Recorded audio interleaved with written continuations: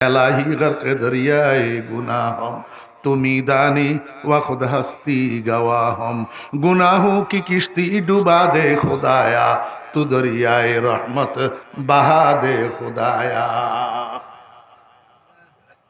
रसूल আকরাম সাল্লাল্লাহু আলাইহি ওয়াসাল্লামের সাহাবী হযরত আব্দুল্লাহ ইবনে মাসউদ রাদিয়াল্লাহু আনহু অসুস্থ। আব্দুল্লাহ ইবনে মাসউদ অসুস্থ, একেবারে মৃত্যুর পূর্ব মুহূর্তে আমার বেয়েরা দোস্ত আহবাব ওমর ইবনে খাত্তাব রাদিয়াল্লাহু আনহু তখন খলিফাতুল মুসলিমিন, রাষ্ট্রপ্রধান। খবর পাইছি আব্দুল্লাহ ইবনে মাসউদ মৃত্যু শয্যায়। তো চামড়ার পোটলা একটা, চামড়ার থলি একটার মধ্যে, চামড়ার ব্যাগ একটার মধ্যে স্বর্ণ মুদ্রা, রৌপ্য মুদ্রা, দিনার দিরহাম কতগুলারে ঢুকাইয়া সাথে করি লই হাঁটা দিছে আব্দুল্লাহ ইবনে মাসউদের ঘরের দিকে। আব্দুল্লাহ ইবনে মাসউদকে দেখার জন্য গেছে। আব্দুল্লাহ ইবনে মাসউদ রাদিয়াল্লাহু আনহুর ঘরে যাইয়া কয়, ও আব্দুল্লাহ, এখন কেমন বোধ করতেছেন? আপনার কাছে কেমন লাগতেছে? আব্দুল্লাহ ইবনে মাসউদ কয়, খলিফাতুল মুসলিমিন, আমার কোনো ভয় নাই, আমার কোনো ডর নাই, আমি শুধু একটা পেরেশানিতে আছি, জুনুবি জুনুবি জুনুবি জুনুবি, একটা পেরেশানিতে আছি। আল্লাহ আমার গুনাহগুলানি মাফ করে দিবে, গুনাহ মাফ করে দিয়ানি আমারে দুনিয়া থেকে নিয়ে যাবে। এইটা গুনার টেনশন ছাড়া আর কোনো রোগ নাই। আমার গুনার টেনশন ছাড়া আর কোনো রোগ। দোস্ত আহবাবেরা, আমার মুরব্বিয়ানে কেরাম, আমি তো বাচ্চা মানুষ, আমার কাছে কইতেও শরম লাগে। মাথার চুল সাদা করলাম, মুখের দাড়ি সাদা করলাম, এখনো পর্যন্ত গুনাহ মাপ চাইতে চাইতে আল্লাহর দরবারে এক ফোঁটা চোখের পানি কেমনে বাইর হয় না আমাদের, কেমনে বাইর হয় না। আব্দুল্লাহ ইবনে মাসউদ রাদিয়াল্লাহু আনহু আফকাহু আসহাব রাসূলিল্লাহি সাল্লাল্লাহু আলাইহি ওয়াসাল্লাম, রাসূলুল্লাহ সাল্লাল্লাহু আলাইহি ওয়াসাল্লামের সাহাবীদের মধ্যে সবচেয়ে বড় ফকিহ আব্দুল্লাহ ইবনে মাসউদ। আব্দুল্লাহ মতলক, আব্দুল্লাহ মতলক, হযরত আব্দুল্লাহ ইবনে মাসউদ রাদিয়াল্লাহু আনহুর মতো এত বড় জলিলুল কদর সাহাবী যদি বলতে পারে খলিফাতুল মুসলিমিন, আমার গুনার ভয় ছাড়া আর আমার কাছে কোনো রোগ নাই, তো 1450 বছর পরে আমি আর আপনার কি খবর? আমরা কেমনে গুনারে ভয় করি না, কেমনে আল্লাহর দরবারে কান্দি না। হযরত ওমর ফারুক রাদিয়াল্লাহু আনহু দিনার দিরহাম ভর্তি থলি এটারে আব্দুল্লাহ ইবনে মাসউদের দিকে আগাইয়া ধরছে, কয় আব্দুল্লাহ ইবনে মাসউদ এগুলা রাখেন।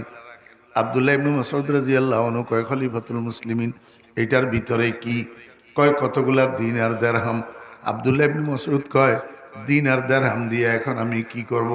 আমি তো অলরেডি চলেই যাইতেছি আখিরাতে, তা আখিরাতে এই মুদ্রা চলবে না, অতএব এই দিনার দিরহামের আমার দরকার নাই, আপনার দিনার দিরহাম আপনি রাখি দেন। হযরত ওমর ফারুক রাদিয়াল্লাহু আনহু কয়, আব্দুল্লাহ ইবনে মাসউদ, আপনি না মারা যাইবেন, এই মেয়ে যে কতগুলা ঘরে রাখি যাইতেছেন, মেয়ে, আপনার তো কোনো ছেলে নাই, শুধু মেয়ে কতগুলা, আপনার এই দিনার দিরহামগুলা আপনার রেখে যাওয়া আপনার মেয়েদের কাজে লাগবে, এগুলা রাখেন। আব্দুল্লাহ ইবনে মাসউদ কয়, খলিফাতুল মুসলিমিন, আমি মারা যাওয়ার পরে আমার মেয়েরা আপনার দিনার দিরহামের মুহতাজ হবে না। কয় কেন? কয় আমি আমার বন্ধুর থেকে যেই দিন শুনছি, যেই দিন মান কারা সূরাতাল ওয়াকিআতি কুল্লা লাইলাতিন লাম তুসিবহু ফাকাতুন আবাদা, আমার বন্ধু বলছেন, যে ব্যক্তি রাত্রে সূরা ওয়াকিআ তেলাওয়াত করে ঘুমাবে, মৃত্যু পর্যন্ত তাকে আর কোনোদিন উপবাসে স্পর্শ করবে না, সে বুকা থাকা লাগবে না। আমার বন্ধুর কাছে এই কথা যেদিন আমি শুনছি, সেই দিন ঘরে আসি, আমার মেয়েদেরকে আমি সূরা ওয়াকিয়া মুখস্থ করাইছি এবং বলছি, বাবারা, এখন থেকে মৃত্যু পর্যন্ত যে যতদিন বাঁচবা, প্রতি রাত্রে সূরা ওয়াকিয়া তেলাওয়াত করা ছাড়া ঘুমাইবা না। খলিফাতুল মুসলিমিন, আল্লাহর শুকর, আমার ঘরের মধ্যে একটা সদস্য ঘরের কেউ সূরা ওয়াকিয়া পড়া ছাড়া ঘুমায় না। আমি আশা করি এই আমল আমার ঘরে যতদিন চালু থাকবে, ততদিন পর্যন্ত আমার মেয়েরা আপনার দিনার দিরহামের মুহতাজ হবে না। আমরা তো টাকার পাগল, সওয়াবের পাগল না।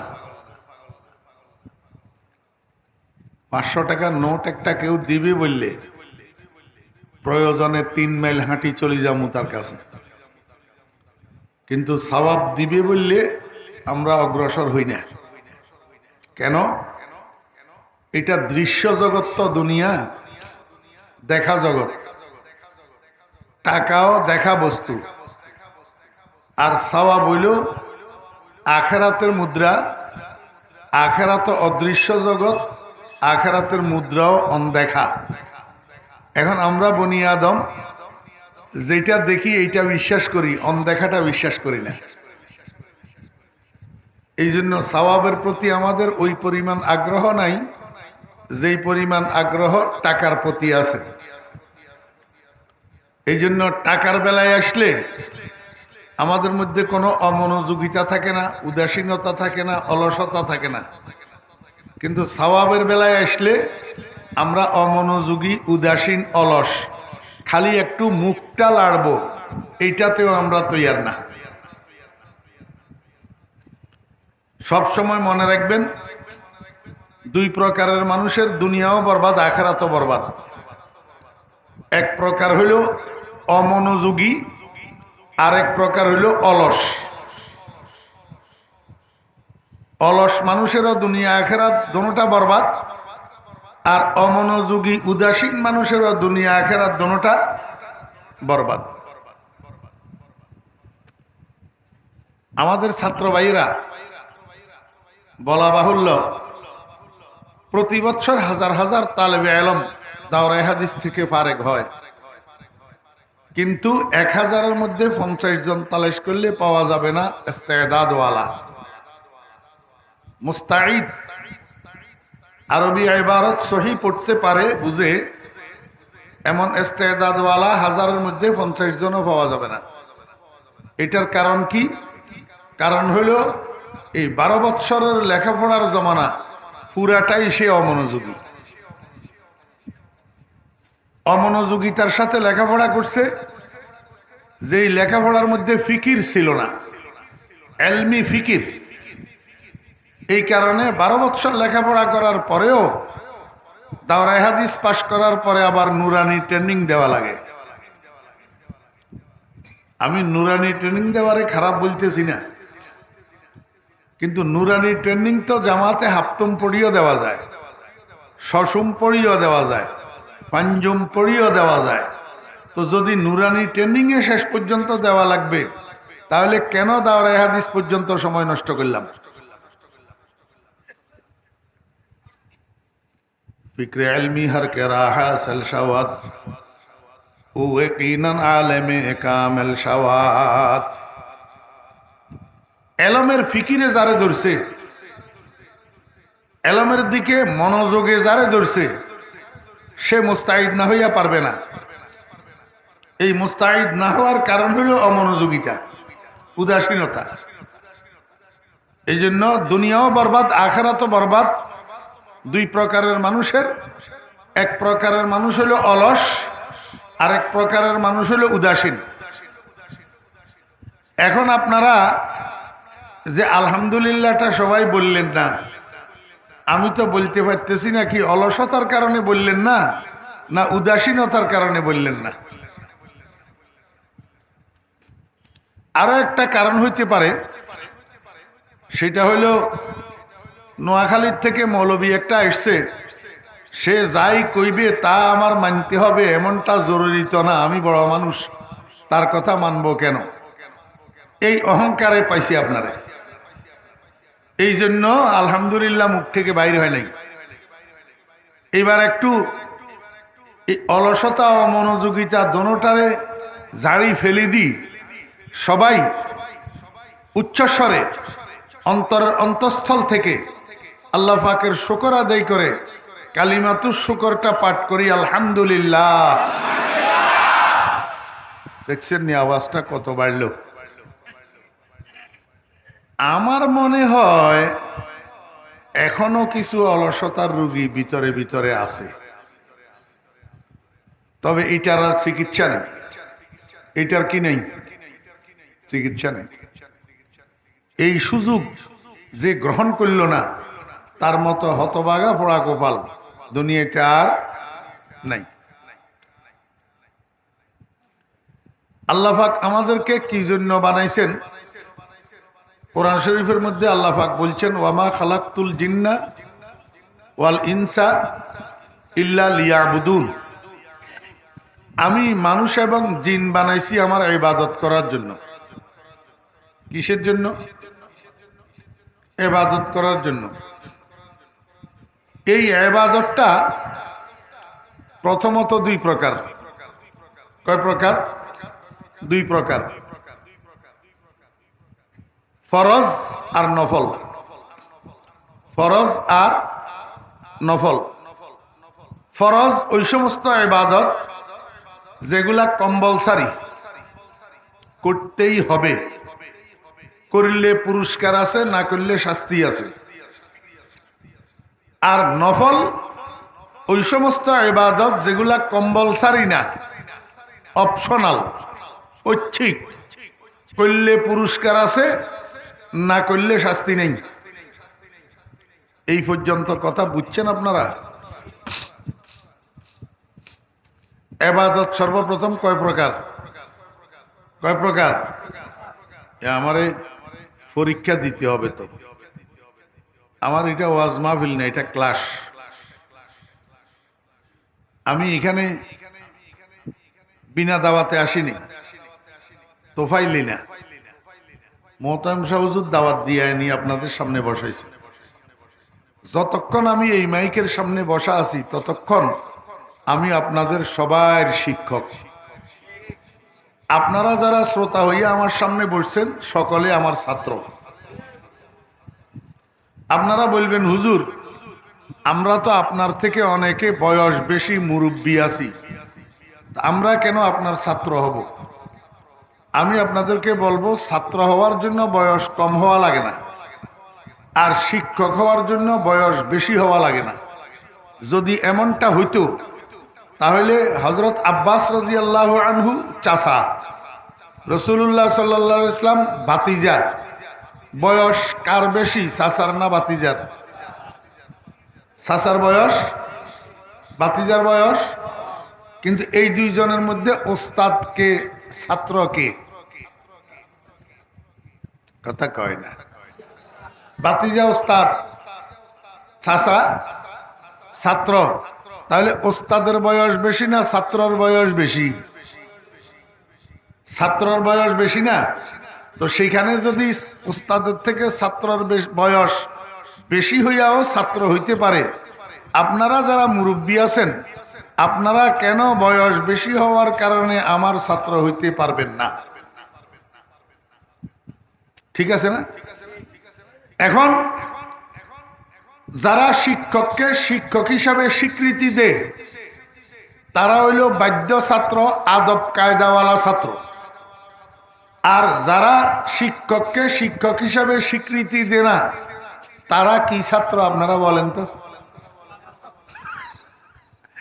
আমি তো বলতে আমার কাছে শরম লাগতেছে। যারা শিক্ষককে শিক্ষক হিসাবে স্বীকৃতি দেয় না এগুলার নাম বেয়াদব ছাত্র। রাসূল আকরাম সাল্লাল্লাহু আলাইহি ইসলাম দোনোজনের কাছে শিক্ষক বানাইয়া রাসূলুল্লাহ সাল্লাল্লাহু আলাইহি ইসলামকে আল্লাহ পাঠাইছেন। দোনোজনের কাছে, একজনের নাম আবু বকর, আরেকজনের নাম আবু জেহেল। রাসূলুল্লাহ সাল্লাল্লাহু আলাইহি ইসলাম দোনোজনের শিক্ষক হইয়া আসছেন না? একজনে নবীজিকে শিক্ষক হিসাবে স্বীকৃতি দিয়েছে, লা ইলাহা ইল্লাল্লাহু মুহাম্মাদুর রাসূলুল্লাহ, স্বীকৃতি দিছে। উনার নাম আবু বকর, এই জন্য উনি আদব কায়দাওয়ালা ছাত্র। আরেকজনে নবীজিকে শিক্ষক হিসাবে স্বীকৃতি দেয় নাই, এই জন্য সে বেয়াদব ছাত্র, তার নাম আবু জেহেল। বুঝছেন না? বুঝেন না? নম্বর এক। নম্বর দুই, ফুলের উপরে যে ফোকাগুলা বসে এই ফোকাগুলা তিন প্রকার। একটার নাম বল্লাহ,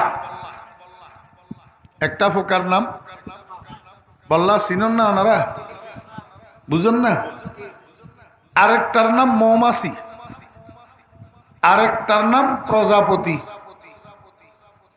ওনারা এর গ্রাম্য ভাষায় প্রজাপতির কি হয়? হ্যাঁ, গ্রাম্য ভাষায় পদ্মা হয়নি হন, হ্যাঁ, তাহলে ফুলের উপরে বসে যে ফোকা কয় প্রকার?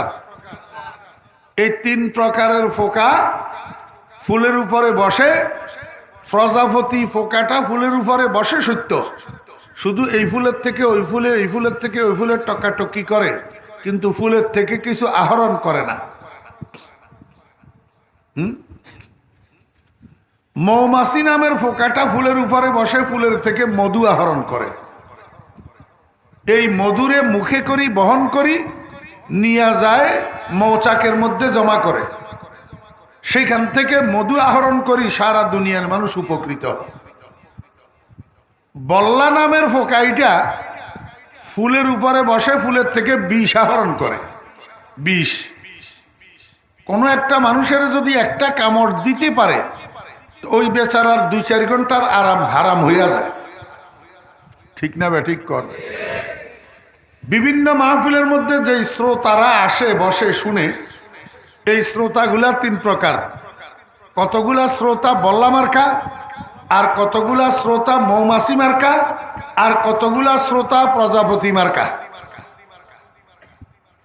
প্রজাপতি মার্কা শ্রোতা যেগুলা, সেগুলা এই মাহফিলের থেকে ওই মাহফিলে, এই মাহফিলের থেকে খালি টকাটকি করে, একটা মাহফিলও বাদ দেয় না। গোড়ার ডিমও মাহফিলের থেকে কিছু আহরণ করে না। গাদার মতো বসি বসি শুনে, এখান দিয়ে ঢুকে, এখান দিয়ে বাইরে, মাহফিলের বয়ান মাহফিলে থাকে, উনি খালি বাড়িতে চলে যায়।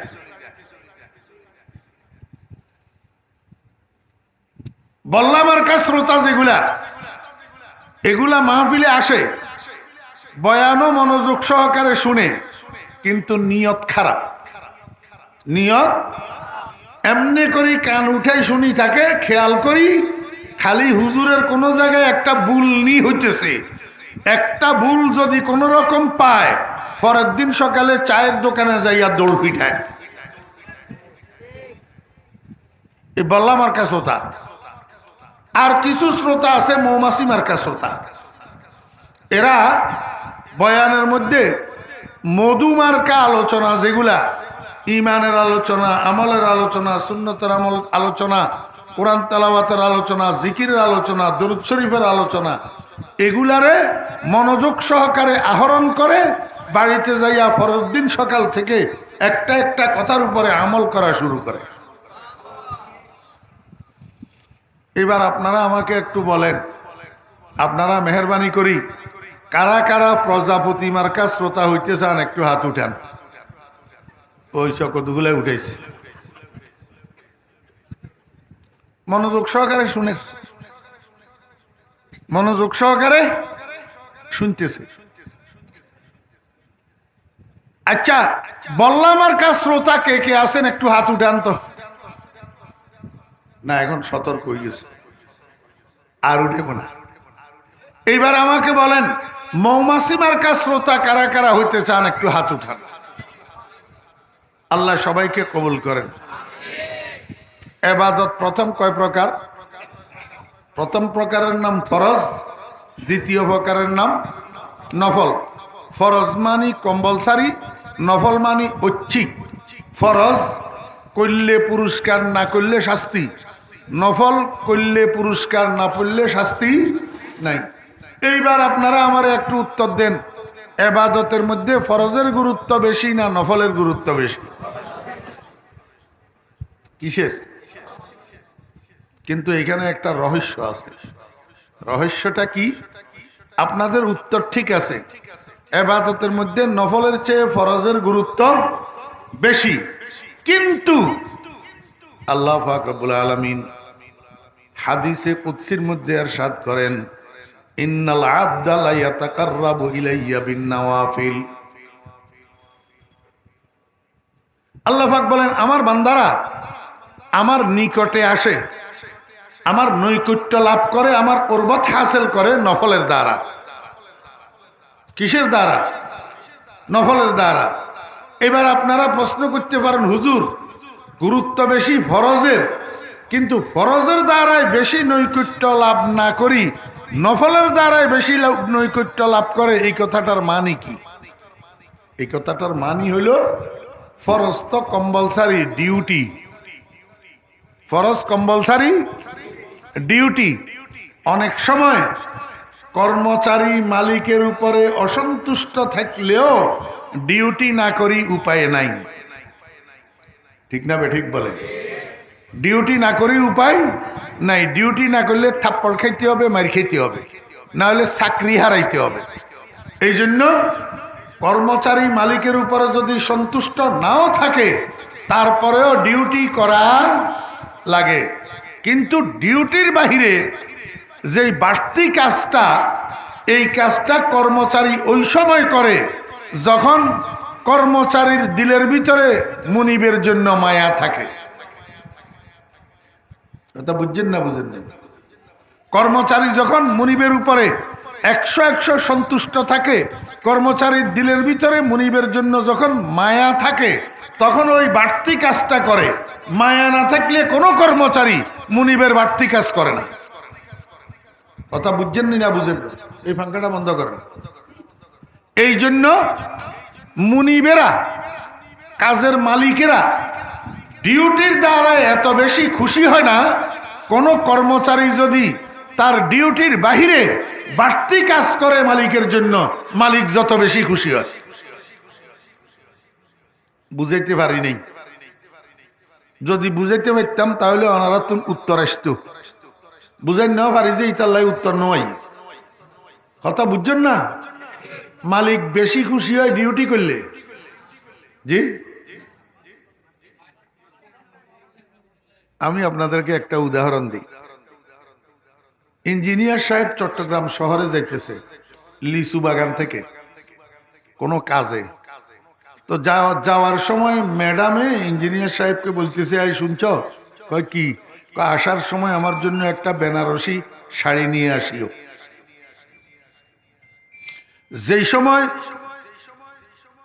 যেই সময় ম্যাডাম ইঞ্জিনিয়ার সাহেবের এই কথাটা বলতেছে, ওই সময় ম্যাডামের শোকেসের মধ্যে 25টা শাড়ি জমা আছে। কয়টা? ম্যাডাম একজনে এক বছরে কয়টা শাড়ি পরিধান করা লাগে? ম্যাডাম একজনের এক বছরের শাড়ি কয়টা লাগে? বেশির থেকে বেশি 4টা, আরো বেশি যদি বস পয়সাওয়ালা হয় 6টা। এর বেশি তো এক বছরে লাগার কথা না। 12 মাস না? একটা শাড়ি 2 মাস পরিধান করলেও তো 12 মাসে 6টা লাগবে, এর বেশি তো লাগবে না। কিন্তু শোকেসে শাড়ি আছে কয়টা? 25টা। এখন যদি ইঞ্জিনিয়ার সাহেব ম্যাডামের এই হুকুমটা রক্ষা না করে, আসার সময় বেনারসি শাড়ি না আনে, ম্যাডাম বাপের বাড়িতে যাইয়া স্যারের বিরুদ্ধে নালিশ করতে পারবে না? ইউনিয়ন পরিষদে যাইয়া চেয়ারম্যান সাহেবের কাছে মামলা করতে পারবে? যার কাছে বলবে সেই জিজ্ঞাসা করবে শোকেসের মধ্যে শাড়ি কয়টা আছে, তো বলতে হবে 25টা আছে। তখন সবাই তাকে ধিক্কার দিবে, এই বেটি তোর সাহস তো কম না, বেয়াদ্দব, 25টা শাড়ি জমা আছে, একদিন শাড়ি একটা আনা নাই, এই জন্য স্বামীর বিরুদ্ধে মামলা করতে আসছ। ঠিক না বে ঠিক বলে? আমার ভাইয়েরা, দোস্ত আহবাব, শত কাজের ব্যস্ততার ভিতর দিয়া ইঞ্জিনিয়ার সাহেব সময় বাইর করি 10,000 টাকা দিয়ে একটা বেনারসি শাড়ি কিনছে ম্যাডামের জন্য। বুঝে থাকলে বলুন না, এইটা আইনের চাপে না মহব্বতের চাপে? হ্যাঁ, এটা কি জরুরতে করল না মহব্বতে করল? ডিউটি করল না মায়ায় করল? আমার ভাইয়েরা, দোস্ত আহবাব, যদিও 25টা শাড়ি জমা আছে, এই 10,000 টাকার বেনারসি শাড়ি পাইলে ম্যাডাম খুশি হবে না বেজার হবে? কিরকম খুশি? কম না বেশি? বেশি। আমার ভাইয়েরা, দোস্ত আহবাব, ফরজ যেটা এটা হলো ডিউটি। ফরজ যেটা এটা ডিউটি, এটা কম্পালসারি কাজ, এটা তো আমাকে আপনাকে করতেই হবে। কিন্তু নফল যেটা, এটা বাড়তি কাজ, এইটা ওই মানুষ করতে পারে যার দিলের ভিতরে আল্লাহ পাক রব্বুল আলামিনের জন্য মহব্বত থাকে, মায়া থাকে। আমার ভাইয়েরা, মহব্বতে যেই কাজ করা হয় এই কাজের উপরে মালিক বেশি খুশি হয় ডিউটির চেয়ে। এই জন্য আল্লাহ পাক রব্বুল আলামিন কয়, বান্দা যদিও ফরজ কম্পালসারি জিনিস, কিন্তু তোমরা আমার বেশি নৈকট্য লাভ করতে পারিবা নফলের দ্বারা। কথা বুঝছেন নি না বুঝেন? আল্লাহু আকবার। এইবার বুঝেন, হ্যাঁ, যত ফরজ ইবাদত আছে এগুলার মধ্যে শ্রেষ্ঠ ইবাদত হলো 5 ওয়াক্ত নামাজ, সালাতে মাকতুবা। 5 ওয়াক্ত নামাজ ফরজ ইবাদতের মধ্যে শ্রেষ্ঠ ইবাদত। যত নফল ইবাদত আছে এই নফল ইবাদতের মধ্যে শ্রেষ্ঠ নফল হইল সালাতুত তাহাজ্জুদ। কি আমার ভাইয়েরা, দোস্ত আহবাব, এই জন্য আল্লাহ পাক রব্বুল আলামিন কয়, বান্দা ফজর পড়লা, জোহর পড়লা, আসর পড়লা, মাগরিব পড়লা, এশা পড়লা, তুমি ডিউটি করলা, কিন্তু রাত্রের শেষ ভাগে ঘুমের যখন চাপ থাকে, আরামের চাহিদা থাকে, এই সময়ের মধ্যে ঘুমের চাপ উপেক্ষা করি, আরামটাকে উপেক্ষা করি, শীতের দিনে ঠান্ডা পানি দিয়ে ওযু করি, তাহাজ্জুদের নামাজের মুসাল্লায় যদি দাঁড়াইতে পারো, প্রমাণ হবে তোমার দিলের ভিতরে আমি আল্লাহর মহব্বত আছে। অতএব 5 ওয়াক্ত নামাজ তুমি ফরজ আদায় করো, ঠিক আছে, করতে হবে, কিন্তু আমার অতি নৈকট্য লাভ করতে পারবা তুমি তাহাজ্জুদের নামাজের দ্বারা।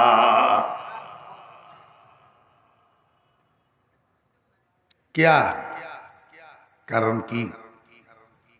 আপনাদের এদিকে কিছুদিন আগে এই কাঁচা মরিচের কেজি 500 টাকা হয়েছিল নি? হ্যাঁ, কাঁচা মরিচ 500 টাকা পর্যন্ত। কারণটা কি আমার ভাইয়েরা, দোস্ত আহবাব? কারণ হইল আগে যেই কাঁচা মরিচ উৎপাদন হয়েছে এগুলাকে কোল্ড স্টোরেজের মধ্যে জমা রাখছে। কোল্ড স্টোরেজের মধ্যে বিদ্যুৎ বিভ্রাটের কারণে কোল্ড স্টোরেজের মধ্যে জমা রাখা সব কাঁচামরিচগুলা ফসে গেছে। আবার নতুনভাবে কাঁচামরিচ উৎপাদনের জন্য কৃষকেরা যে ক্ষেত করছে, ক্ষেত অতি বৃষ্টির কারণে ক্ষেত এগুলা নষ্ট হয়ে গেছে। এখন নতুনভাবে উৎপাদনও হয় নাই, আগের উৎপাদিতগুলা পচে গেছে, যার কারণে কাঁচামরিচ মার্কেটের মধ্যে ছুট পড়ছে। মার্কেটের মধ্যে যেই মাল ছুট পড়ে ওই মালের মার্কেটের দাম বাড়ি যায়। এখন দাম বাড়া মালিটা যেই সওদাগরের গোডাউনে স্টক থাকে সেই সওদাগরেরও দাম বাড়ি যায়। রাতে রাতে কোটিপতি হয়ে যায়। রাতে রাতে কি হয়ে যায়? আল্লাহ পাক রব্বুল আলামিন কয়, দুনিয়ার মানুষেরা আজকের ফজর আযানের পর থেকে রাত্রের 12টা পর্যন্ত আমার ইবাদতের মার্কেট গরম। কেউ না কেউ কোনো না কোনোভাবে কোনো না কোনো ইবাদতের মধ্যে লিপ্ত থাকে। কেউ নামাজ পড়ে, কেউ রোজা রাখে, কেউ কোরআন তেলাওয়াত করে, কেউ জিকির করে, কেউ দরুদ শরীফ পড়ে, কেউ তসবিহ পড়ে, কেউ না কেউ কোনো না কোনো ইবাদত করে। কিন্তু রাত্রের 12টার পর থেকে সেহরির সময় শেষ হওয়া পর্যন্ত, অর্থাৎ ফজরের আজান পর্যন্ত, রাত্রের এই শেষ ভাগের সময়টা সারা দুনিয়ার মানুষ ঘুমাইয়া পড়ে। শুধু মানুষ না, পশু পাখি পর্যন্ত ঘুমায়। গোটা দুনিয়া নীরব নিস্তব্ধ হইয়া থাকে। আল্লাহ পাক কয়, বান্দা আমার ইবাদতের মার্কেট ছুট পড়ি থাকে। ওলামায়ে কেরামেরা, মুহাদ্দিসিনে কেরামেরা, আইম্মায়ে কেরামেরা, তবলিগীরা, পীরের মুরিদেরা সবাই পড়িয়া ঘুমায়। আমার ইবাদতের মার্কেটটা ঠান্ডা হইয়া থাকে। ইবাদতের মার্কেটের মধ্যে ইবাদত ছুট পড়ি থাকে। এই মার্কেট ছুট মালের যেরকম দুনিয়ার মার্কেটে দাম বাড়ে, আমার ইবাদতের মার্কেটে মার্কেট ছুট ইবাদতের এরকম দাম বাড়ে যায়। যেই মানুষটা রাত্রের শেষ ভাগে ঘুম থেকে উঠি, ঠান্ডা পানি দিয়ে ওযু করি, তাহাজ্জুদের মুসাল্লায় নিজেকে দাঁড় করাইয়া দিতে পারে, ওই মার্কেট ছুট ইবাদতের সাথে লাগার কারণে তারও এরকম দাম বাড়িয়া যায়। আল্লাহ পাক রব্বুল আলামিন কয়, দুনিয়ার মানুষেরা আমার বন্ধুর সাহাবীদের মর্যাদা এত বেশি কেন হইল জানোনি তোমরা? কত বেশি হয়েছে সাহাবীদের মর্যাদা? কত বেশি? সদহাজারা শিবলিও সদহা জোনায়েদ, সদহাজারা শিবলিও সদহা জোনায়েদ, খাকে পায়ে আবু হুরায়রা কে রসদ।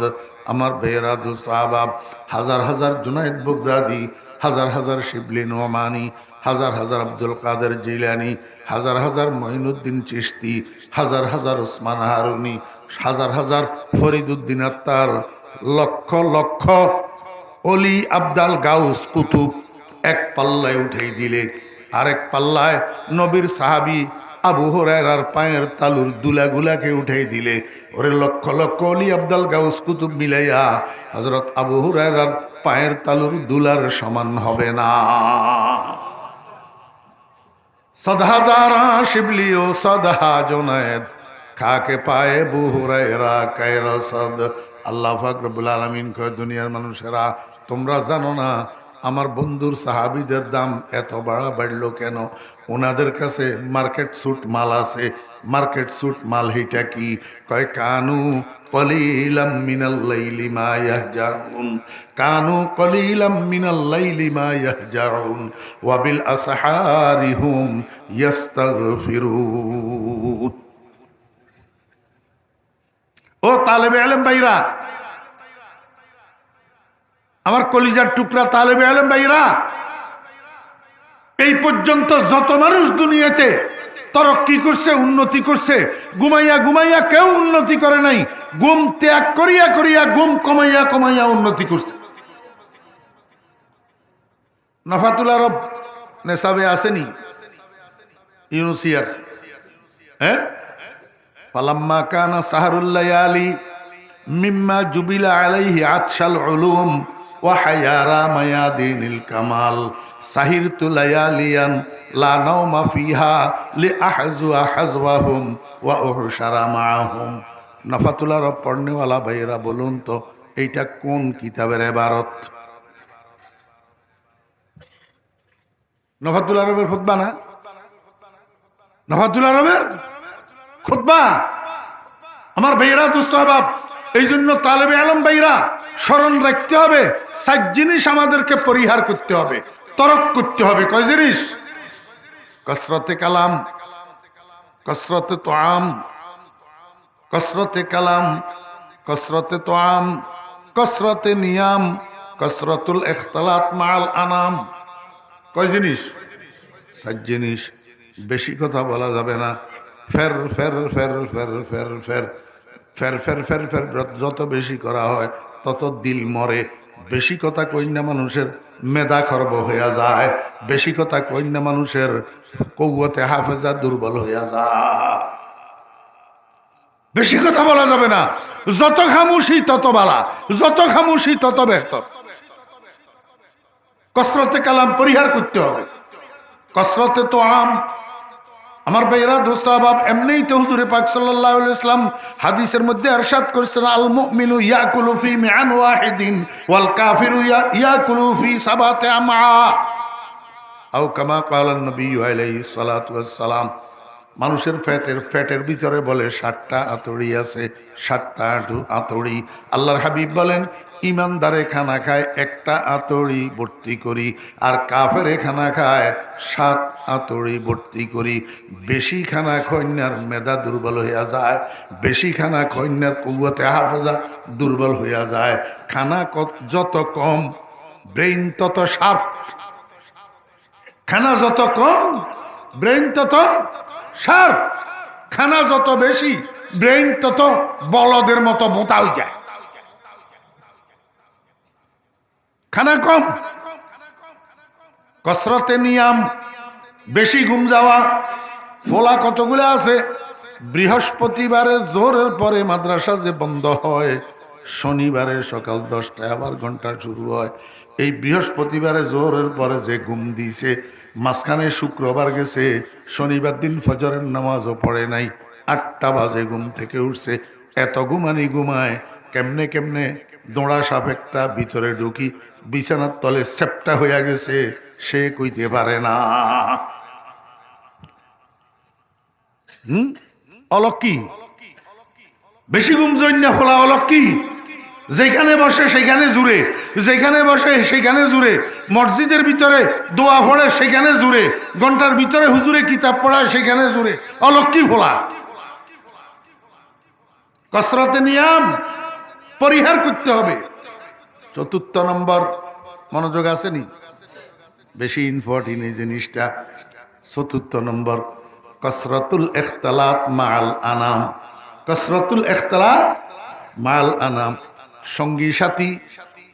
সঙ্গী সাথী সমবয়স্ক ক্লাসমেট বন্ধু বান্ধব এদের সাথে বেশি আড্ডা মারা, বেশি মেলামেশা করা, একসাথে দলবদ্ধ হয়ে একদিকে যাওয়া, দলবদ্ধ হয়ে একদিকের থেকে আসা, এইটাকে পরিহার করতে হবে। প্রকৃত তালেবে আলমের কোনো সাথী নেই, প্রকৃত তালেবে আলমের কোনো বন্ধু নাই, প্রকৃত তালেবে আলমের কোনো সঙ্গী নাই। অদস্ত প্রকৃত তালেবে আলমের সঙ্গী কিতাব, প্রকৃত তালেবে আলমের বন্ধু কিতাব। আনিসে কুঞ্জে তনহাই কিতাবাস, আনিসে কুঞ্জে তনহাই কিতাবাস, রফিকে রোজে মেহনত হা কিতাবাস। দোস্তি কুন বা কুতুবা এ জানে যা, নফে আবি দর্দ আলম বেকারা। এই জন্য তালেবে আলম ভাইরা যেদিকে যাইবেন, মাদ্রাসা থেকে বাড়ি যাবেন, বাড়ির থেকে মাদ্রাসায় আসবেন, অজু করার জন্য পুকুরের ঘাটে যাবেন, পুকুরের ঘাটের থেকে মসজিদে যাবেন, মসজিদ থেকে আবার রুমে আসবেন। যেদিকে যাবেন একা চলবেন, একা চলবেন। কিভাবে? এই চলার পথে হুজুরে আজকে 7 ঘন্টার মধ্যে কোন কিতাবের মধ্যে কি পড়াইলো, এই পড়াইটারে মাথার মধ্যে রিভাইজ দিবেন, ঘুরাইবেন, বুঝলেন কিনা, কথাটা আপনার আয়ত্ত হইল কিনা, সবকটা মুখস্থ হইল কিনা, মাথার মধ্যে ঘুরাইবেন। যদি দেখেন সবকের একটা জুজ মাথার মধ্যে আসতেছে না অথবা বুঝতেছেন না, সাথে সাথে হয় ওস্তাদের দিকে রুজায়াত করবেন, না হলে কিতাবের দিকে রুজায়াত করবেন। এই ফিকির নিয়ে যদি চলেন, একলা চলতে হবে। 2জন 3জন একসাথে চললে আপনার ফিকির নিয়ে চলা হবে না, গল্প গুজবের মাধ্যমে চলা হবে, গোড়ার ডিমো ইস্তেদাদ হবে না।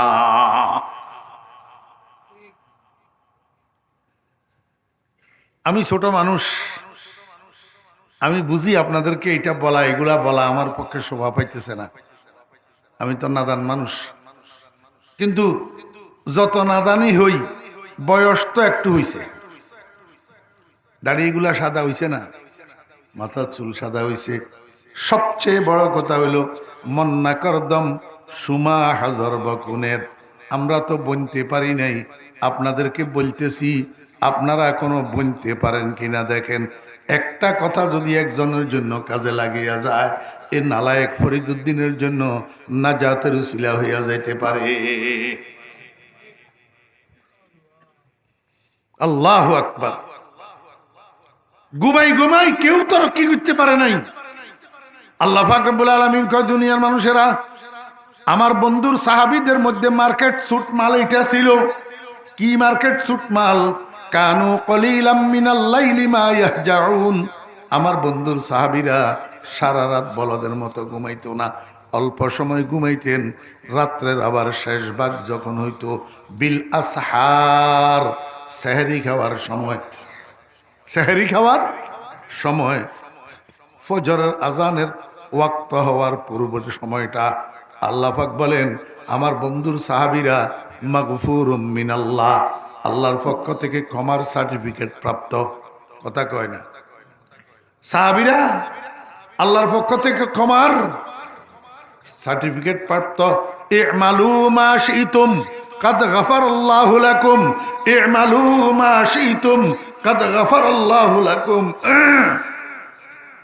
আমার বন্ধুর সাহাবীরা, ও আসহাবে বদর, তোমরা যারা বদরের যুদ্ধে অংশগ্রহণ করছো, তোমাদেরকে আমি এখতিয়ার দিলাম, মনে যা চায় তা করো।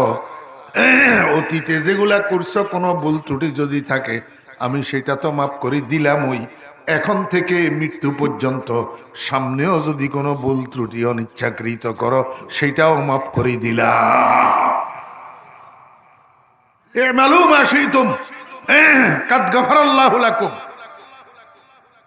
ক্ষমার সার্টিফিকেট প্রাপ্ত, সত্যবাদী হওয়ার সার্টিফিকেট প্রাপ্ত, আল্লাহ পাকের রেজামন্দি পাওয়ার সার্টিফিকেট প্রাপ্ত। তারপরেও সাহাবায়ে কেরাম শেষ রাত্রে উঠি আল্লাহর দরবারে চোখের পানি ছাড়ি আল্লাহর দরবারে কান্নাকাটি করে, আস্তাগফিরুল্লাহ, আস্তাগফিরুল্লাহ, আস্তাগফিরুল্লাহ। ও ভাইরা, আমি কইতেছি, আল্লাহ কইতেছে, ওয়াবিল আসহারিহুম ইয়াস্তাগফিরুন। ইয়াস্তাগফিরুনের কি মানি? আস্তাগফিরুল্লাহ, আস্তাগফিরুল্লাহ, এলাহি গরকে দরিয়ায়ে গুনাহম, তুমি দানি ওয়া খুদ হস্তি গওয়া হম, গুনাহোं की किश्ती डुबा दे खुदाया, तू दरियाए रहमत बहा दे खुदाया। रसूल আকরাম সাল্লাল্লাহু আলাইহি ওয়াসাল্লামের সাহাবী হযরত আব্দুল্লাহ ইবনে মাসউদ রাদিয়াল্লাহু আনহু অসুস্থ। আব্দুল্লাহ ইবনে মাসউদ অসুস্থ, একেবারে মৃত্যুর পূর্ব মুহূর্তে। আমার বেয়েরা দোস্ত আহবাব, ওমর ইবনে খাত্তাব রাদিয়াল্লাহু আনহু তখন খলিফাতুল মুসলিমিন, রাষ্ট্রপ্রধান। খবর পাইছে আব্দুল্লাহ ইবনে মাসউদ মৃত্যু শয্যায়। তো চামড়ার পোটলা একটা, চামড়ার থলি একটার মধ্যে, চামড়ার ব্যাগ একটার মধ্যে স্বর্ণ মুদ্রা, রৌপ্য মুদ্রা, দিনার দিরহাম কতগুলারে ঢুকাইয়া সাথে করি লই হাঁটা দিছে আব্দুল্লাহ ইবনে মাসউদের ঘরের দিকে। আব্দুল্লাহ ইবনে মাসউদকে দেখার জন্য গেছে। আব্দুল্লাহ ইবনে মাসউদ রাদিয়াল্লাহু আনহুর ঘরে যাইয়া কয়, ও আব্দুল্লাহ, এখন কেমন বোধ করতেছেন? আপনার কাছে কেমন লাগতেছে? আব্দুল্লাহ ইবনে মাসউদ কয়, খলিফাতুল মুসলিমিন, আমার কোনো ভয় নাই, আমার কোনো ডর নাই, আমি শুধু একটা পেরেশানিতে আছি, জুনুবি জুনুবি জুনুবি জুনুবি, একটা পেরেশানিতে আছি। আল্লাহ আমার গুনাহগুলানি মাফ করে দিবে, গুনাহ মাফ করে দিয়ানি আমারে দুনিয়া থেকে নিয়ে যাবে। এইটা গুনার টেনশন ছাড়া আর কোনো রোগ নাই। আমার গুনার টেনশন ছাড়া আর কোনো রোগ। দোস্ত আহবাবেরা, আমার মুরব্বিয়ানে কেরাম, আমি তো বাচ্চা মানুষ, আমার কাছে কইতেও শরম লাগে। মাথার চুল সাদা করলাম, মুখের দাড়ি সাদা করলাম, এখনো পর্যন্ত গুনাহ মাপ চাইতে চাইতে আল্লাহর দরবারে এক ফোঁটা চোখের পানি কেমনে বাইর হয় না আমাদের, কেমনে বাইর হয় না। আব্দুল্লাহ ইবনে মাসউদ রাদিয়াল্লাহু আনহু আফকাহু আসহাব রাসূলিল্লাহি সাল্লাল্লাহু আলাইহি ওয়াসাল্লাম, রাসূলুল্লাহ সাল্লাল্লাহু আলাইহি ওয়াসাল্লামের সাহাবীদের মধ্যে সবচেয়ে বড় ফকিহ আব্দুল্লাহ ইবনে মাসউদ, আব্দুল্লাহ মতলক, আব্দুল্লাহ মতলক। হযরত আব্দুল্লাহ ইবনে মাসউদ রাদিয়াল্লাহু আনহুর মতো এত বড় জলিলুল কদর সাহাবী যদি বলতে পারে, খলিফাতুল মুসলিমিন, আমার গুনার ভয় ছাড়া আর আমার কাছে কোনো রোগ নাই, তো 1450 বছর পরে আমি আর আপনার কি খবর? আমরা কেমনে গুনারে ভয় করি না, কেমনে আল্লাহর দরবারে কান্দি না। হযরত ওমর ফারুক রাদিয়াল্লাহু আনহু দিনার দিরহাম ভর্তি থলি এটারে আব্দুল্লাহ ইবনে মাসউদের দিকে আগাইয়া ধরছে, কয় আব্দুল্লাহ ইবনে মাসউদ এগুলা রাখেন। আব্দুল্লাহ ইবনে মাসউদ রাদিয়াল্লাহু আনহু কয়, খলিফাতুল মুসলিমিন, এটার ভিতরে কি? কয় কতগুলা দিনার দিরহাম। আব্দুল্লাহ ইবনে মাসউদ কয়, দিনার দিরহাম দিয়ে এখন আমি কি করব? আমি তো অলরেডি চলেই যাইতেছি আখিরাতে, তো আখিরাতে এই মুদ্রা চলবে না, অতএব এই দিনার দিরহামের আমার দরকার নাই, আপনার দিনার দিরহাম আপনি রাখি দেন। হযরত ওমর ফারুক রাদিয়াল্লাহু আনহু কয়, আব্দুল্লাহ ইবনে মাসউদ, আপনি না মারা যাইবেন, এই মেয়ে যে কতগুলা ঘরে রাখি যাইতেছেন, মেয়ে, আপনার তো কোনো ছেলে নাই, শুধু মেয়ে কতগুলা, আপনার এই দিনার দিরহামগুলা আপনার রেখে যাওয়া আপনার মেয়েদের কাজে লাগবে, এগুলা রাখেন। আব্দুল্লাহ ইবনে মাসউদ কয়, খলিফাতুল মুসলিমিন, আমি মারা যাওয়ার পরে আমার মেয়েরা আপনার দিনার দিরহামের মুহতাজ হবে না। কয় কেন? কয় আমি আমার বন্ধুর থেকে যেই দিন শুনছি, যেই দিন মান কারা সূরাতাল ওয়াকিআতি কুল্লা লাইলাতিন লাম তুসিবহু ফাকাতুন আবাদা, আমার বন্ধু বলছেন, যে ব্যক্তি রাত্রে সূরা ওয়াকিআ তেলাওয়াত করে ঘুমাবে, মৃত্যু পর্যন্ত তাকে আর কোনোদিন উপবাসে স্পর্শ করবে না, সে বুকা থাকা লাগবে না। আমার বন্ধুর কাছে এই কথা যেদিন আমি শুনছি, সেই দিন ঘরে আসি, আমার মেয়েদেরকে আমি সূরা ওয়াকিয়া মুখস্থ করাইছি এবং বলছি, বাবারা, এখন থেকে মৃত্যু পর্যন্ত যে যতদিন বাঁচবা, প্রতি রাত্রে সূরা ওয়াকিয়া তেলাওয়াত করা ছাড়া ঘুমাইবা না। খলিফাতুল মুসলিমিন, আল্লাহর শুকর, আমার ঘরের মধ্যে একটা সদস্য ঘরের কেউ সূরা ওয়াকিয়া পড়া ছাড়া ঘুমায় না। আমি আশা করি এই আমল আমার ঘরে যতদিন চালু থাকবে, ততদিন পর্যন্ত আমার মেয়েরা আপনার দিনার দিরহামের মুহতাজ হবে না। দেখছেন নি তামাশা? আল্লাহু আকবার। ও মেয়েরা, দোস্ত আহবাব, এবার বলেন, নফল ইবাদতের মধ্যে শ্রেষ্ঠ ইবাদতটার নাম কি? হ্যাঁ, আল্লাহ পাক রব্বুল আলামিন আল্লাহর বন্ধুরে হুকুম দিয়েছেন, ওয়া মিনাল লাইলি ফাতাহাজ্জাদ বিহি নাফিলাতাল লাক আসা আন ইয়াবআসাকা রাব্বুকা মাকামাম মাহমুদা। ও বন্ধু আমার, মুহাম্মদ সাল্লাল্লাহু আলাইহি ওয়াসাল্লাম রাত্রের শেষ ভাগের একটা নির্দিষ্ট অংশে আপনি তাহাজ্জুদের নামাজ পড়েন। ওয়া মিনাল লাইল মিন মিনে তবিজিয়া, এই জন্য আনছে যে সারা রাত তাহাজ্জুদের নামাজ নাই।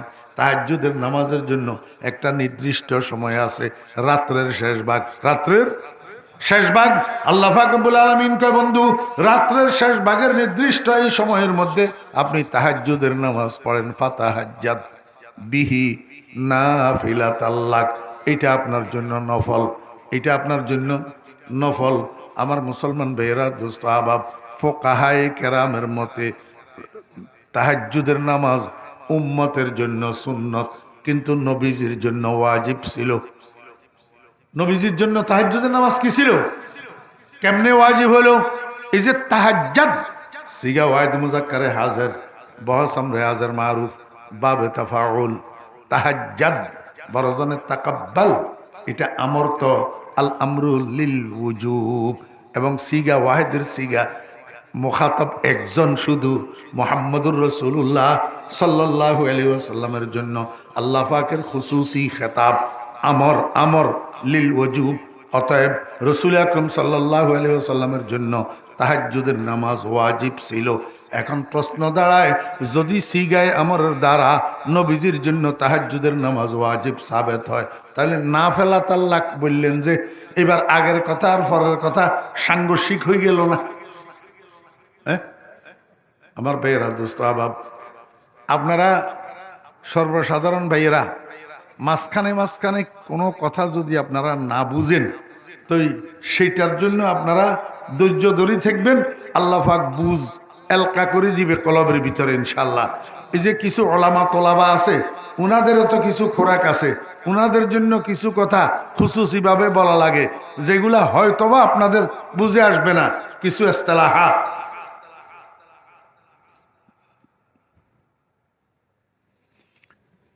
ফাতাহাজ্জাত শব্দের দ্বারাই ওয়াজিব সাবেত হলো। পরে দিয়ে আবার করেন নাফিলাতাল লাক, এটা আপনার জন্য নফল। তাহলে ওইখান দিয়ে ওয়াজিব সাবেত হয়, এখান দিয়ে কয় নফল। ভাইয়েরা, দোস্ত আহবাবেরা, একটা নফল তো আছে ফেকার ইস্তেলাহি নফল, ফেকার ইস্তেলাহি নফল। আর একটা হইছে নফল শব্দের মানায় লগাবি। এইখানে নাফিলাতাল লাক আল্লাহ পাক যে বলছেন, এটা ফেকার ইস্তেলাহি নফল ন, এটা মানায় লগাবি মলহুজ। অর্থাৎ হে নবী, আপনি রাত্রের একটা নির্দিষ্ট অংশে তাহাজ্জুদের নামাজ পড়েন, তাহাজ্জুদের নামাজ পড়েন। এই তাহাজ্জুদের নামাজটা আপনার সালাওয়াতে মাকতুবার অন্তর্ভুক্ত নয়, এটা 5 ওয়াক্ত ফরজ নামাজের উপরে দি বাড়তি একটা নামাজ, বাড়তি নামাজ। কথা বুঝছেন না? বুঝেন? এটা যদিও ওয়াজিব, কিন্তু এটা 5 ওয়াক্ত নামাজের অন্তর্ভুক্ত না, সালাওয়াতে মাকতুবার অন্তর্ভুক্ত না, এটা আপনার জন্য বাড়তি নামাজ। এই কথাটা বুঝেছেন নাফিলাতাল লাক কইয়া, নাফিলাতাল লাক কইয়া নফল বুঝায় নাই। আল্লাহ পাক রব্বুল আলামিন কয়, বন্ধু যদি আপনি এই বাড়তি নামাজটা পড়েন, রাত্রের শেষ ভাগে ঘুম ত্যাগ করি, আরাম ত্যাগ করি, কষ্ট করি যদি এই বাড়তি নামাজটা পড়েন, আমি আপনাকে একটা পুরস্কার দেব। কি পুরস্কার? আসা আইয়াবাসাকা রাব্বুকা মাকামাম মাহমুদা, অতি নিকটবর্তী সময়ে, অতি নিকটবর্তী সময়ে, অর্থাৎ কিয়ামতের ময়দানে, কিয়ামতের ময়দানে আমি আপনাকে একটা পুরস্কার দেব। কি পুরস্কার? আমি আপনাকে মকামে মাহমুদ তথা একটা সম্মানী আসনে, মর্যাদার আসনে আপনাকে আসীন করব কিয়ামতের ময়দানে। যেই মর্যাদার আসনটা আপনার পূর্বে 1.25 লক্ষ নবী রাসূলের কাউকে আমি দেব না, শুধু আপনাকে এই মর্যাদার আসন দান করব। আমি আমার নবীজিকে জিজ্ঞেস করলাম, ইয়া রাসূলুল্লাহ, ওই মর্যাদার আসন মাকামে মাহমুদটা কি? আল্লাহর হাবিব জনাব রাসূলুল্লাহ সাল্লাল্লাহু আলাইহি ওয়াসাল্লাম বলেন, যালিকা মাকামু শাফাআতিল কুবরা, যালিকা মাকামু শাফাআতিল কুবরা। ওই মর্যাদার আসনটা হলো কিয়ামতের ময়দানে শাফাআতে কুবরার আসন, শাফাআতে কুবরার অধিকার। আমার ভাইয়েরা, কিয়ামতের ময়দানের বিভীষিকাময় পরিস্থিতি, একদিকে খালি কাঁপে, আর একদিকে সাত সূর্যের তাপ, একদিকে পিপাসা, বিভীষিকাময় গরম। কিয়ামতের মানুষ বরদাস্ত করতে পারবে না এই বিভীষিকাময় পরিস্থিতি। আযাবে আলিম বরদাস্ত করতে পারবে না, আযাবে শাদীদ বরদাস্ত করতে পারবে না। এখন কিয়ামতের মানুষ সব একসাথ হইয়া গেছে আব্বা আদম আলাইহিস সালামের কাছে, যাইয়া কয় আব্বা জান আপনি না আমাদের বাবা, আল্লাহরে একটু কর না, একটু আল্লাহরে সুপারিশ করেন না, হিসাব নিকাশটা শুরু করুক। হিসাবে নিকাশে জান্নাতি হইলেও হইলাম, জাহান্নামী হইলেও হইলাম, কিন্তু কিয়ামতের মাঠের এই ভয়াবহ কষ্ট আর বরদাস্ত করতে পারি না। আল্লাহর কাছে একটু সুপারিশ করেন না, হিসাব নিকাশটা একটু শুরু করেই দেখ। আদম আলাইহিস সালামে কয় তোমরা আমার বেটা, এই কথা ঠিক, কিন্তু লাস্তু হুনাকা। আজকে আল্লাহ পাক যে জব্বারিয়তের মধ্যে আছে, কাহারিয়তের মধ্যে আছে, আজকে আল্লাহ পাকের সামনে সুপারিশ করা তো দূরের কথা, মুখ খোলারও আমার সাহস নাই। বরং তোমরা একটা কাজ করো, আদমে সানি তোমাদের দ্বিতীয় আদি পিতা নূহ আলাইহিস সালামের কাছে যাও। কিয়ামতের মানুষ সব নূহ আলাইহিস সালামের কাছে যাবে। নূহ আলাইহিস সালাম একই উত্তর দিবে, বলবে বাবারা তোমরা খলিলুল্লাহ ইব্রাহিমের কাছে যাও। ইব্রাহিম আলাইহিস সালাম একই উত্তর দিবে। ইব্রাহিম আলাইহিস সালাম বলবেন তোমরা কলিমুল্লাহ মূসার কাছে যাও। মূসা আলাইহিস সালামের কাছে যাবে। মূসা আলাইহিস সালাম একই উত্তর দিবেন, বলবে তোমরা রূহুল্লাহ ঈসার কাছে যাও। কিয়ামতের সব মানুষ একসাথ হইয়া ঈসা আলাইহিস সালামের কাছে যাবে। ঈসা আলাইহিস সালাম বলবে ও বনি আদম তোমরা পাগল হইয়া গেছো নাকি? কেন মানুষের দরজায় দরজায় ঘুরতেছ? একবার আদমের কাছে যাইতেছ, একবার নূহের কাছে যাইতেছ, একবার ইব্রাহিমের কাছে যাইতেছ, কারো দ্বারাই সম্ভব না। আজকে আল্লাহ পাক যে মহারাগে রাগান্বিত অবস্থায় আছে, এই অবস্থায় কেউ আল্লাহর সামনে মুখ খোলার সাহস করবে না। একমাত্র ব্যক্তি আছে যার নাম রহমতুল্লিল আলামিন, উনাকে তালাশ করিয়া পাও কিনা দেখো। একমাত্র তোমাদের এই সমস্যার সমাধান করতে পারবে, আল্লাহ পাকের কাছে সুপারিশ করার অধিকার রাখে মুহাম্মাদুর রাসূলুল্লাহ সাল্লাল্লাহু আলাইহি ওয়াসাল্লাম। আর কারো এই সুপারিশ করার অধিকার না। আমার ভাইরা দোস্ত আবাব, এবার কিয়ামতের মানুষে কয় এত বড় বিশাল ময়দানের মধ্যে, কিয়ামতের ময়দানে কে কারে কোথায় তালাশ করি পাবে? এখন রহমতুল্লিল আলামিন কোথায় আছে, আমরা কেমনে পাবো? আলেম একজন ছিল সেখানে, আলেম লম্বা কুর্তাওয়ালা, যাদেরকে আপনারা ঘৃণা করেন, যাদেরকে আপনারা অবমূল্যায়ন করেন, যাদেরকে আপনারা অবহেলা করেন, যাদেরকে আপনারা তিরস্কার করেন, সুযোগ পাইলে দোকানে দোকানে খালি সমালোচনা করেন, হিংসা করেন, ওলামায়ে কেরামদেরকে মূল্যায়ন করেন না, মনে করে আপনারাই দুনিয়াদারি সব বুঝেন, রাজনীতি মাজনীতি সব বুঝেন, চেয়ারম্যানি মেম্বারই সব বুঝেন, এমপিগিরি মন্ত্রীগিরি সব বুঝেন, রাষ্ট্র চালানি আপনারা সব বুঝেন, মোল্লার গোষ্ঠী কিচ্ছু বুঝে না। এই জন্য আপনারা কন হুজুররা কি এর রাজনীতি করব, হুজুররা মসজিদ মাদ্রাসা লইয়ে না থাকবো, রাজনীতির মধ্যে হুজুররা আসে কেন? এটার অর্থ হইল হুজুরদেরকে আপনারা অবমূল্যায়ন করেন। কিন্তু মনে রাখিয়েন এই হুজুরের মুখাফুখি হইতে হবে আপনাদেরকে কিয়ামতের ময়দানে রহমতুল্লিল আলামিনকে খুঁজি বাইর করার জন্য। কিয়ামতের ময়দানের বিশাল মাঠে কোথায় রহমতুল্লিল আলামিনকে পাওয়া যাবে, এই কথা উলামায়ে কেরাম সারা, আলেমেরা সারা কেউ জানে না। কারণ রাসূল আকরাম সাল্লাল্লাহু আলাইহি ওয়াসাল্লাম জীবদ্দশায় বলি গেছেন, ও আমার উম্মতেরা কিয়ামতের মাঠে তোমরা যদি আমারে পাইতে চাও তাহলে 3 জায়গায় তালাশ করবা। এই 3 জায়গার যেই কোনো এক জায়গায় তোমরা আমাকে পাইবা। 1 নম্বর হাউজে কাউসারের পাড়ে, 2 নম্বর ফুলসেরাতের গোড়ায়, 3 নম্বর মিজানের পাল্লার পাশে। এই 3 জায়গায় তালাশ করলে আমি রহমতুল্লিল আলামিনকে পাইবা। আমার ভাইয়েরা দোস্ত আবাব, এখন আলেমিটা সামনে পড়ছে কিয়ামতের অধিবাসীদের সামনে। আলেমিটা কয় ভাইয়েরা কি হয়েছে তোমাদের? কয় আমরা রহমতুল্লিল আলামিনের কোথায় পামু? কয় রহমতুল্লিল আলামিনের পাইতে হইলে এই 3 জায়গায় তালাশ করো। 3 জায়গার যে কোনো এক জায়গায় রহমতুল্লিল আলামিনকে পাওয়া যাবে। কিয়ামতের ময়দানের মানুষ তালাশ করছে 3 জায়গায়, রহমতুল্লিল আলামিন নাই। শেষ পর্যন্ত মিজানের পাল্লার দ্বারে যখন গেছে, আল্লাহু আকবার, পাশে আল্লাহ পাকের আরশ, আল্লাহ পাকের আরশের নিচে রহমতুল্লিল আলামিনকে পাওয়া গেছে সেজদারত অবস্থায়। সেজদারত অবস্থায় কান্দে আর কয় উম্মতি উম্মতি উম্মতি। রহমতুল্লিল আলামিন আরশের নিচে সেজদায় পড়ি কান্দে। আল্লাহ পাক রব্বুল আলামিন আরশে আজিম থেকে তাকাইয়া রয়েছে। আল্লাহ পাক রব্বুল আলামিন কয় বন্ধু, আমার দ্বীনের জন্য, ইসলামের জন্য, কোরআনের জন্য দুনিয়াতে আপনারে কত কান্দাইছি আমি, কত কষ্ট দিছি, কত উপবাস রাখছি, কত পাথর খাওয়াইছি, আপনার দান ভাঙ্গাইছি। আল্লাহু আকবার, কত কষ্ট দিয়া দ্বীনের খাতিরে, ইসলামের খাতিরে আমি বন্ধু বরদাস্ত করছি। কিন্তু আজকে কিয়ামতের ময়দানে, আজকে তো আপনার আনন্দের দিন, আজকে তো আপনার খুশির দিন, আজকে আপনি কাঁদবেন কেন? আজকে আপনার চোখের পানি আমি আল্লাহ বরদাস্ত করতে পারি না। ইরফা রাসাক সাল তুতা ওয়াশফা তুশাফা। বন্ধু, একটু কষ্ট করি, মাথাটা উপরের দিকে উঠান, চোখের পানিগুলা মোছেন। আপনার কি চাওয়ার আছে আমার কাছে চান, আমি আপনার চাহিদা পূরণ করার জন্য প্রস্তুত। আপনার যদি কারো জন্য সুপারিশ করার থাকে, সুপারিশ করুন, আপনার সুপারিশ গ্রহণ করার জন্য আমি প্রস্তুত। রহমতুল্লিল আলামিন মাথা তো সেজদার থেকে উঠায় না, সেজদায় থাকিয়া কয়, রব্বুল আলামিন, দুনিয়ার ভিতরে আমার কতগুলা উম্মত এই মাথায় টুপি দেওয়ার কারণে কত মানুষের তিরস্কারের পাত্র হয়েছে, মুখে দাড়িগুলা রাখার কারণে কত মানুষের ঠাট্টার পাত্র হয়েছে, সুন্নতের জামা পরিধান করার কারণে দুনিয়ার মানুষে মোল্লা মোল্লা কই টিটকারি করছে। আমার বন্ধু, আমার ও আল্লাহ, আমার উম্মত দুনিয়ার রেওয়াজ মেনটেন করে নাই, ঘরের মধ্যে ডাইনিং টেবিল রাখে নাই, সুন্নত মোতাবেক দস্তরখান বিছাইয়া খানা খাইছে। এই জন্য আমার উম্মতের আত্মীয় স্বজনেরা সেকেলে আর আনকালচার কইয়া তিরস্কার করছে। এত কিছুর বিনিময়ে আমার উম্মত আমার সুন্নত ছাড়ে নাই। মাওলাই করিম আজকে আমার সেই উম্মতগুলা কাতারে কাতারে জাহান্নামের দিকে যাইতেছে।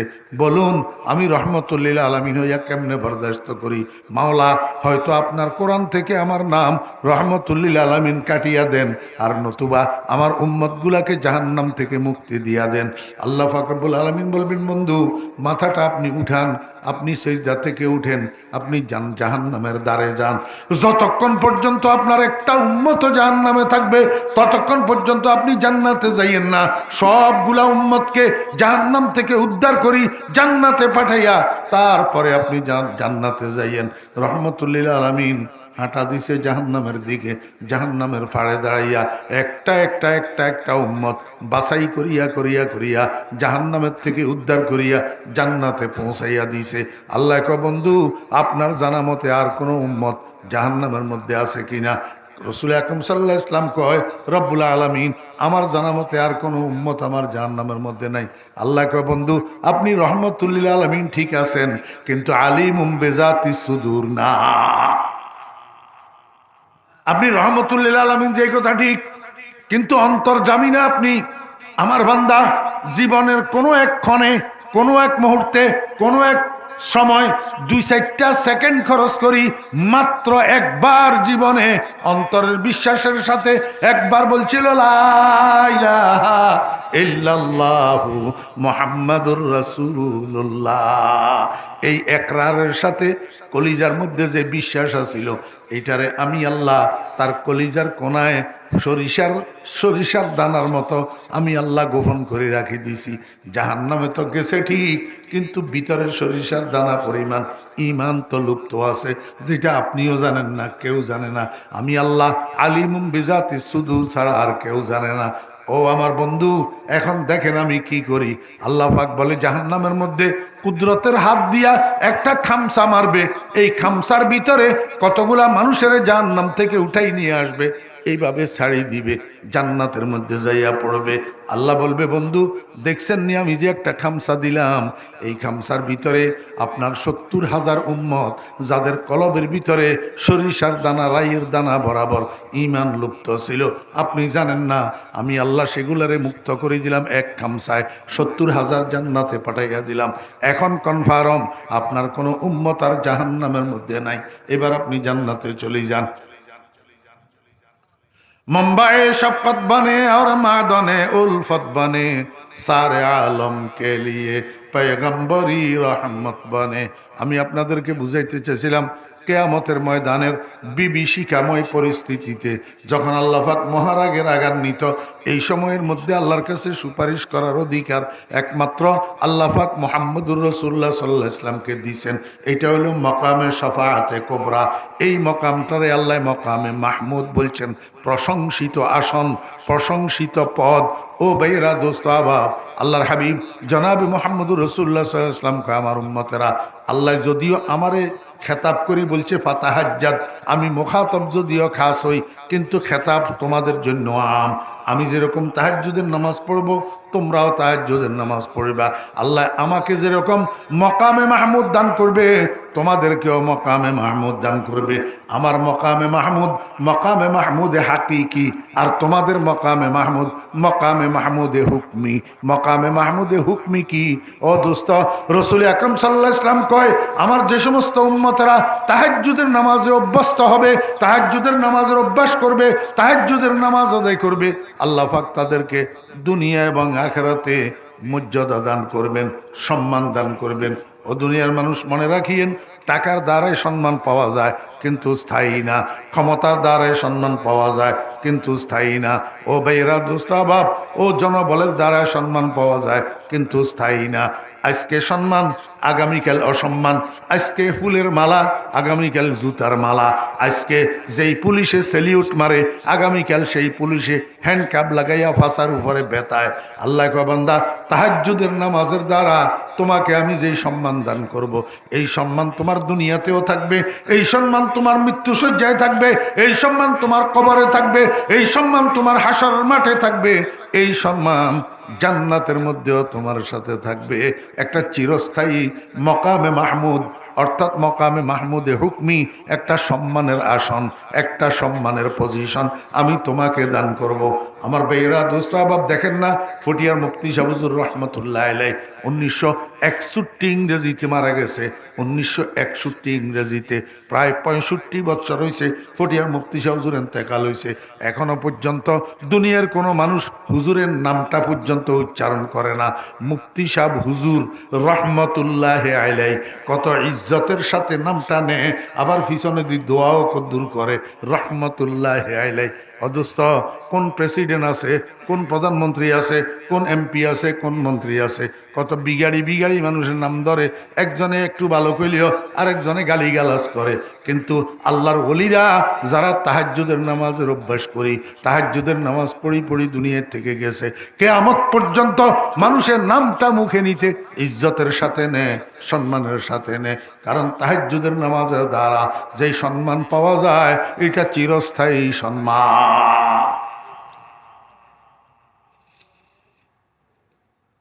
আমার বেয়েরা, দোস্ত আবাব, এবাদত আবার দুই প্রকার। এবাদত আবার কয় প্রকার? এক প্রকার হইল জিসমানি এবাদত, আরেক প্রকার হইল জবানি এবাদত। একটা দৈহিক এবাদত, আরেকটা মৌখিক এবাদত। দৈহিক এবাদতের কথা তো আপনাদেরকে বললাম। দৈহিক এবাদতের মধ্যে ফরজ সর্বোত্তম এবাদত 5 ওয়াক্ত নামাজ, নফল সর্বোত্তম এবাদত তাহাজ্জুদের নামাজ। এইবার মৌখিক এবাদতগুলোর মধ্যে আসেন। মৌখিক এবাদতের মধ্যে ফরজ সর্বোত্তম এবাদত নামাজের কেরাত। খুব খেয়াল করতে হবে। নামাজের বাহিরে এবং ভিতরে কয় ফরজ, ভিতরে কয় ফরজ, ভিতরে 6 ফরজ। 6 ফরজের মধ্যে একটা কেরাত পড়া আসেনি। এই কেরাত পড়া নামাজের মধ্যে কি ফরজ?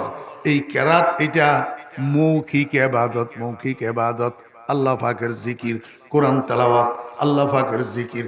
ফরজ মৌখিক এবাদতের মধ্যে সর্বোত্তম এবাদত নামাজের তেলাওয়াত, আর নফল মৌখিক এবাদতের মধ্যে সর্বোত্তম এবাদত জিক্রুল্লাহ। মৌখিক যত ইবাদত আছে, এই মৌখিক ইবাদত গুলার মধ্যে নফল ইবাদত হলো আল্লাহর জিকির। কি? আল্লাহর জিকির। এই জন্য আল্লাহ পাক রব্বুল আলামিন কোরআন শরীফের কোন জায়গায় কোন ফরজ ইবাদতের ক্ষেত্রে কাসিরান শব্দ ব্যবহার করেন নাই। নামাজ বেশি বেশি পড়ো, রোজা বেশি বেশি রাখো, হজ বেশি বেশি করো, জাকাত বেশি বেশি দাও, এই কথা কোনো জায়গায় নাই। কারণ নামাজের মধ্যে লিমিটেশন আছে, জাকাতের মধ্যে লিমিটেশন আছে, রোজার মধ্যে লিমিটেশন আছে, হজের মধ্যে লিমিটেশন আছে। যে দুরা লিমিটেড করা, এর দুরার বাইরে করা যাবে না। কিন্তু নফল ইবাদতের শ্রেষ্ঠ ইবাদত আল্লাহর জিকির, এটার লিমিটেশন নাই। এই জন্য আল্লাহ কয়, ইয়া আইয়ুহাল্লাযীনা আমানু যকুরুল্লাহা যিকরান কাসীরা। হে ঈমানদারগণ, তোমরা বেশি বেশি আল্লাহর জিকির করো। বেশি বেশি আল্লাহর কি করো? জিকির করো আমার ভাইরা দোস্ত আহবাব। আল্লাহর জিকির যে করবেন, কি দিয়া জিকির করবেন ও ভাইরা দোস্ত আহবাব? আল্লাহর জিকিরের মধ্যে সর্বশ্রেষ্ঠ জিকির হইল লা ইলাহা ইল্লাল্লাহ। লা ইলাহা ইল্লাল্লাহ, এটা হইল সর্বশ্রেষ্ঠ জিকির ও ভাইরা দোস্ত আহবাব। এই জন্য হুজুর পাক সাল্লাল্লাহু আলাইহি ওয়াসাল্লাম একেবারে সরিহ হাদিসের মধ্যে বলছেন, আফজালুজ জিকরে লা ইলাহা ইল্লাল্লাহ। আমার ভাইয়েরা দোস্ত আহবাব, এই লা ইলাহা ইল্লাল্লাহ কলমা এটা উঠকে বৈঠকে চলায় ফেরায় হাটে বাজারে দোকানের ক্যাশে জমিনে রাইলে অফিসের চেয়ারে যে যেখানে থাকেন যেভাবে থাকেন লা ইলাহা ইল্লাল্লাহ লা ইলাহা ইল্লাল্লাহ। সর্ব অবস্থায় বেশি বেশি লা ইলাহা ইল্লাল্লাহ কইলে কি লাভ হবে? قال النبي صلى الله عليه وسلم من كان آخر كلامه لا إله إلا الله دخل الجنة।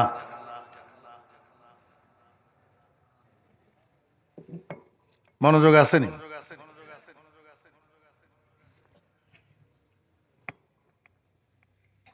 মানুষ সজাগ অবস্থায় কথা যেটা বেশি বলে, ঘুমের ভিতরে এইটা বকাবকি করে।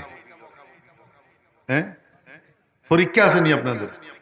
ছোট্ট ছোট্ট নুরানির বাচ্চারা মাদ্রাসাত যাই পড়ে, নামাজের বাহিরে এবং ভিতরে 13 ফরজ, নামাজের বাহিরে 7 ফরজ, নামাজের ভিতরে 6 ফরজ, 2 রাকাত নামাজে 60টি মাসালা কয়নি?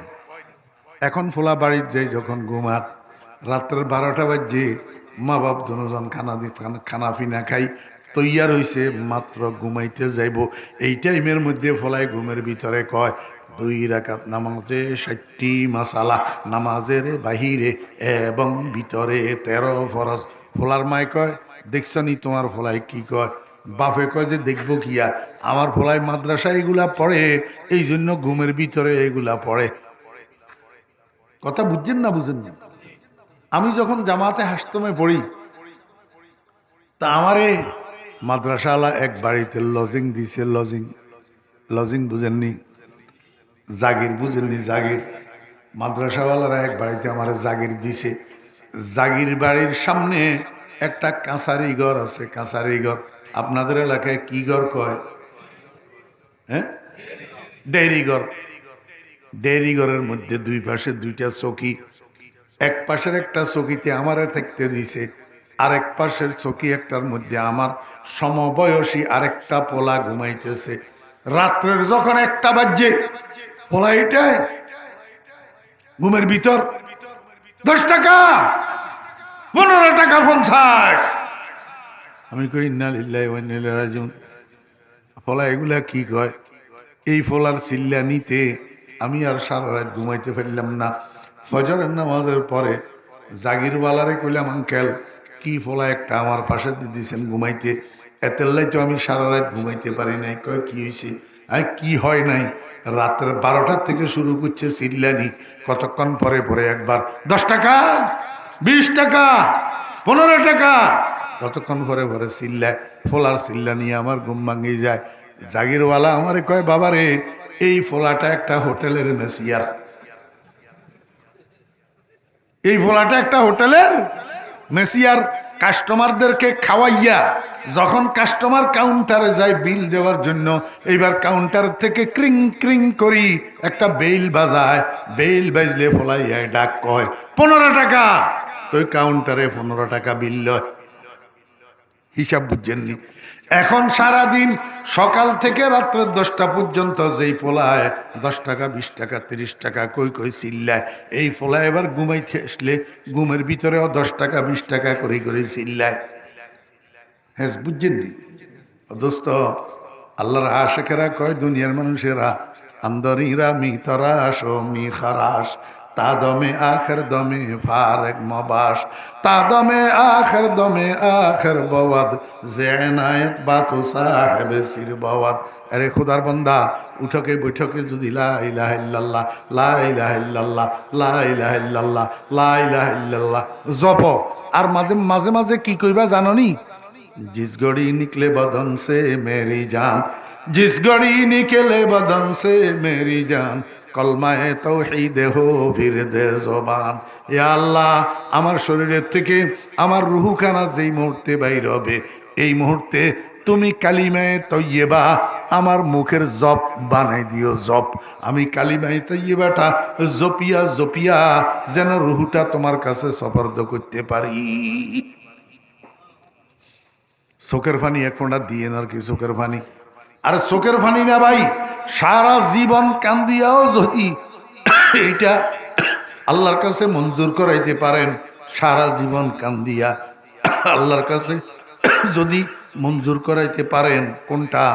জিস গড়ি নিকলে বদন সে মেরি জান, কলমায়ে তাওহীদে হো বিরদে জবান। এ আল্লাহ, যেই মুহূর্তে আমার শরীর থেকে আমার রূহটা বাইর হবে, তুমি লা ইলাহা ইল্লাল্লাহ কালিমাটারে আমার মুখের জপ বানাইয়া দিও। আমি এইটা জপিয়া জপিয়া যেন দুনিয়ার থেকে যাইতে পারি। কি লাভ হবে দোস্ত? রসুল আকরাম সাল্লাল্লাহু আলাইহি ওয়াসাল্লাম বলেন, সেই মানুষটা দুনিয়া থেকে যাওয়ার সময় তার শেষ কথা লা ইলাহা ইল্লাল্লাহ, এরপরে তার মুখ থেকে আর কোনো কথা বাইর হয় নাই। শেষ কথা লা ইলাহা। রসুল আকরাম সাল্লাল্লাহু আলাইহি ওয়াসাল্লাম কয়, আমার উম্মতেরা কোনো হিসাব নাই, কোনো নিকাশ নাই, এমনি সোজা বিনা হিসাবে ব্যস্ত।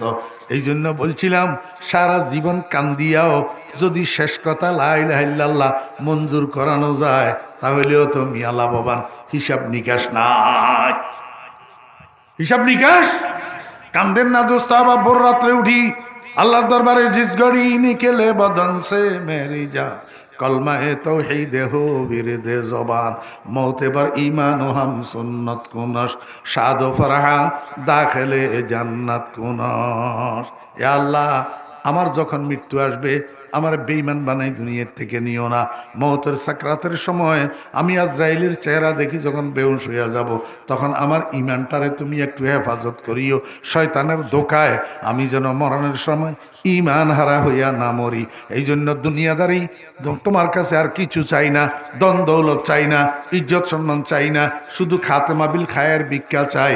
মাওলাই করিম, আল্লাহুম্মা জাআল খাতিমাতানা বিল খাইর, আল্লাহুম্মা জাআল খাতিমাতানা আলা তাহারা, আল্লাহুম্মা জাআল খাতিমাতানা আলা সুন্নতি হাবিবিক, আল্লাহুম্মা জাআল খাতিমাতানা আলা কালিমাতিত তাওহীদ বিরহমাতিকা ইয়া আরহামার রাহিমিন। করবেন নি উঠাকে বৈঠকে লা ইলাহা ইল্লাল্লাহ।